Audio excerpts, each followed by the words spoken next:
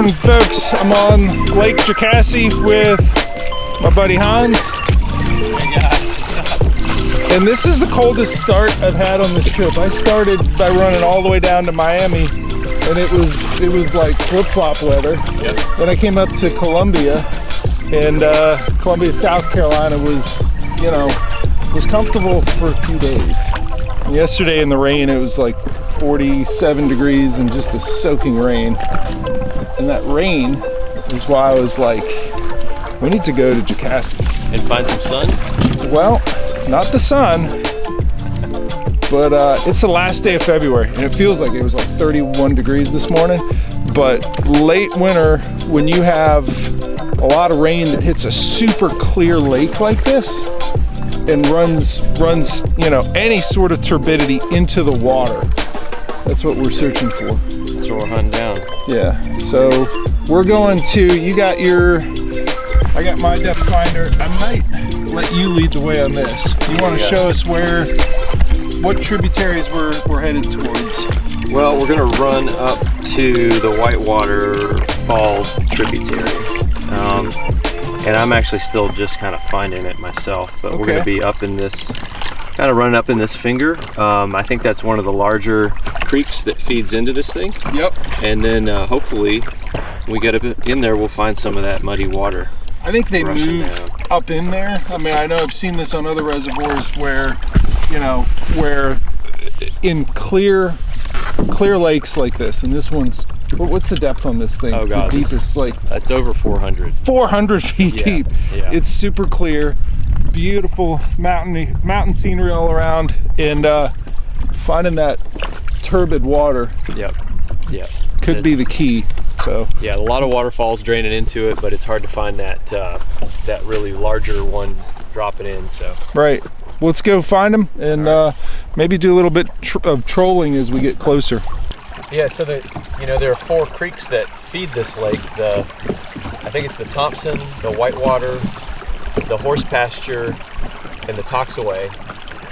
Which there's some great whitewater runs that come off the Toxaway that are a little nutty, but you can go watch some people run those things. There's some huge granite slides on that. But I think they were damming the lake up in the 60s, the late 60s. And my dad used to come up here, and he said the trout fishing under this lake was phenomenal.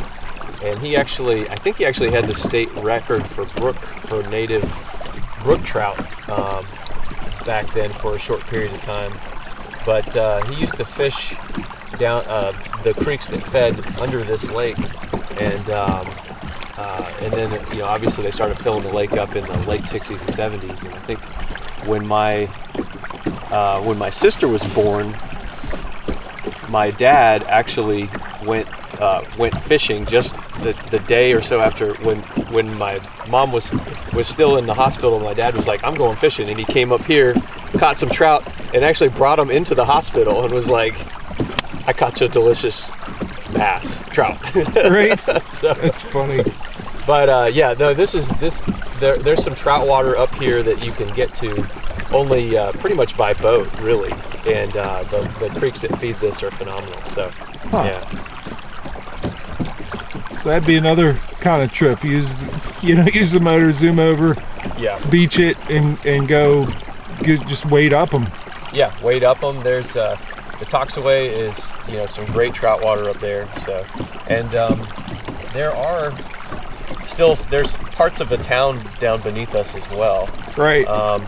There's I've been told there's an old hotel down there, and wow, all kinds of stuff. So think they got vacancy? I think they do.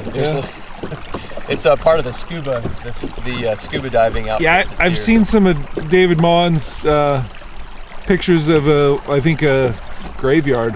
Yeah, they've got a graveyard. I think some of it's they'll go down and bury new stuff too. So cool. Yeah. What a cool lake. I don't know how many waterfalls drain into this. It seems like you can go back in any one of these coves just about to find a small tributary that's dropping in. So we've been running for, I would say, an hour and 10 minutes roughly. and we're up in one of the fingers, and I just threw a it's a Spro Little John deep diver, so it's a little shad crankbait that I'm currently trolling at about 2 miles an hour. I cruised over. It was a big bait ball coming off of one of these points, so I circled around and I want to see what that looks like again. It came up to about 30 feet. This is going nowhere near 30 feet, but it's probably getting down to, I don't know, 14 maybe. Yeah, the more line you put out there, the deeper it gets to a point. We'll see if the trolling thing works. Just trolled back over that point and hooked up. Let's see what I got. I think it was important to really let a lot of line out. I'm gonna loosen this drag because I don't know how big of a fish this is. And the hooks are not that big. What do we got?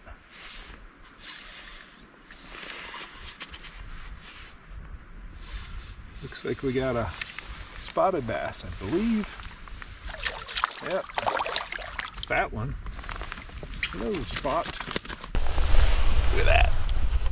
Fatty. He ain't real long, but that was he was part of that big school that I saw when I cruised past that point. But he hit that deep diving Spro Little John. Look at the belly. See you later, guy. Thanks for playing. All right, we're all the way to the back. We're seeing that kind of beautiful stuff. There's more of it back this way. I think that's the main finger, and that's pretty much the end of it. But there's a lot of this sort of wood in here. It's still really steep banks on both sides. Beautiful water. It's certainly not muddy, but it has a little bit more haziness. Like if you look at that log as you start going deeper, not muddy, but hazy. And I think that's a little bit different than everywhere else in the lake, where it is crystal clear, totally, without anything to slow down the light getting down deep. This has some of that. So I'm gonna start working around with the jig. All right, this is as far as I made it, and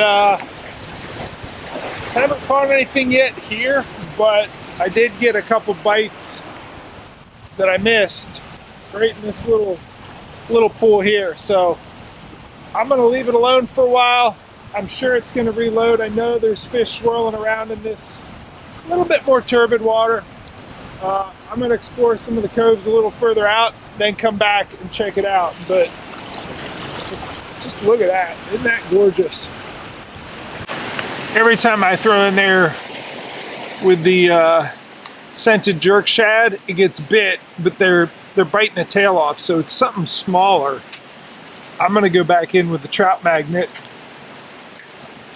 just to find out what these fish are. There's something in there.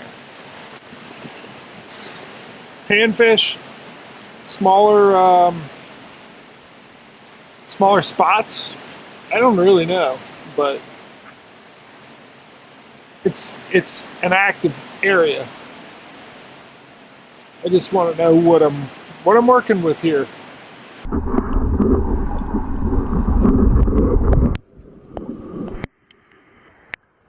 Okay, well, I think I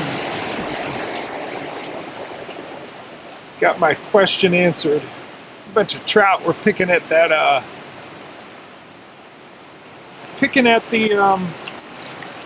the scented jerk shad. Wet my hands, and we'll let this guy get back to whatever it is he's doing down there other than screwing with my bass lures.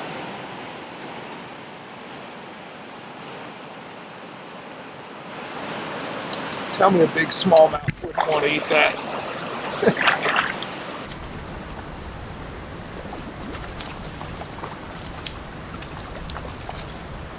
Oh, there's a pile of these down there. I left the trout alone.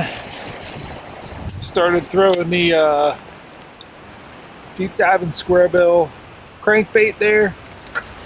Got a lot of nice, I mean, everywhere has nice rocky structure. But at the back of this, you know, where this one tributary comes in, I would say that there are some bass depths, you know. I think once you move out of these coves, you have a whole lot of trout depth, like out over 80 to apparently over 400 feet.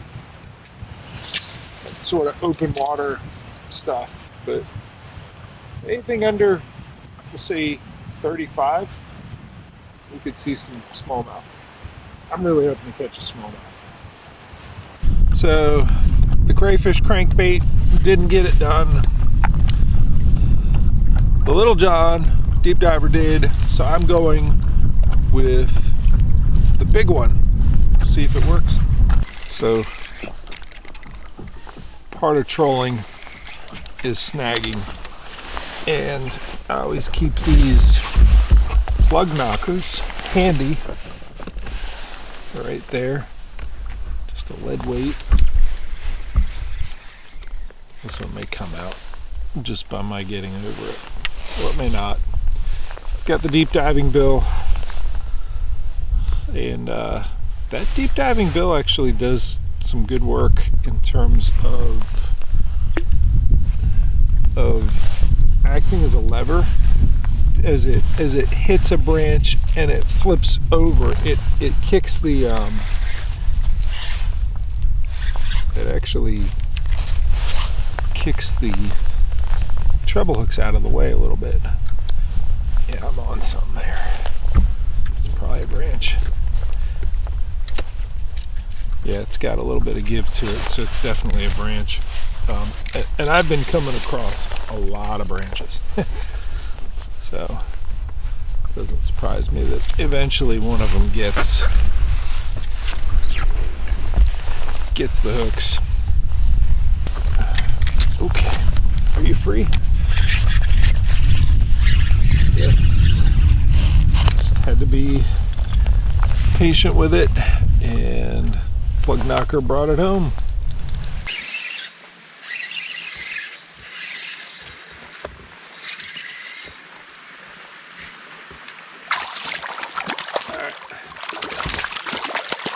In one of these little fingers as we've moved out in towards the main lake. Another spot thrown shallow. All right, a little bit heavier jig to get greater distance between me and the fish. Pretty spot. Yep. We'll get him back in.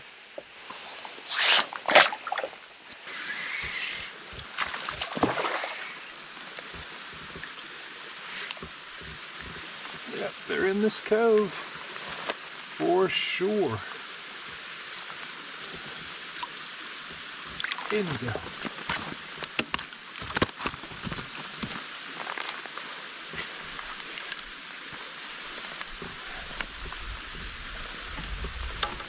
Yep.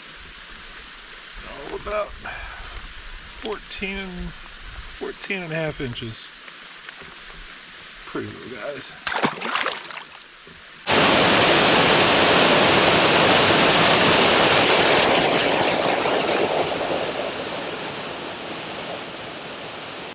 slowly finding spots that have been good, but it just, I have been coming out here, fairly regularly for a while. Right.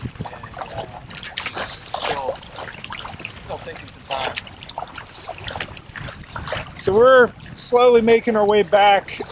It occurred to me that I've been fishing, or at least, filming guys who were fishing down downstate, and water temperatures are like low to mid 60s, and here we have, right here we're at 54.7. So it's still winter. Yeah. It's still February.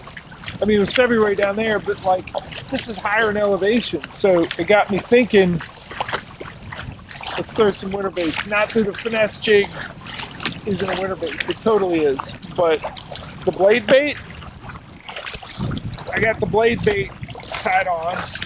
And what we're looking for with the side imaging is going across some of these points. And I'm going to say, if we target that 30-foot range, we're probably going to capture what we need to. But what I'm looking for is when we come up to these points, seeing dots that are marking fish that are suspended, maybe, I feel like if they're 3 feet up off the bottom, it's a bass. And I think that fish is more likely to eat than the one that's like plastered to the bottom. So we'll take a look at these points as we go and see if we can get them on the blade bait. I'm gonna do another pass, but is that a fish on like a stump? There's definitely some separation around it. Steer with my feet. I think that's a couple of fish down there. So you can see with my tracks, I grazed it at like 12 feet, too shallow. Came back and I forget what depth that was, but I'm gonna give it another pass. And when we do that, I may switch over to the full screen. Too fast.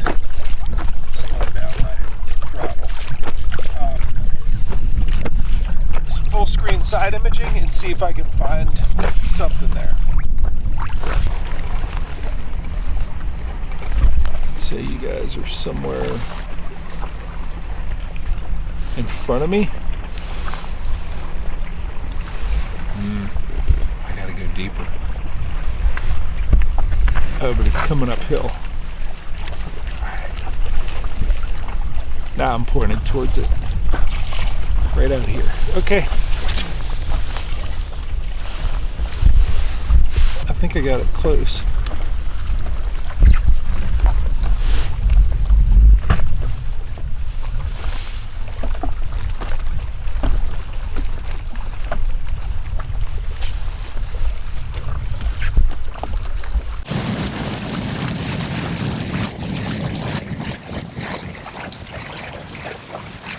All right, enjoyed the day out here on Jocassee. Yeah, this is such great. a cool lake. I appreciate the history lesson. Yeah. It's always good getting on the water with you. It was awesome. I really enjoy getting out here, and I learn a lot from you every time I'm out. So. Yep. Yeah. But I did want to ask you, what are you working on at Bonafide, man? You got something coming? Something good?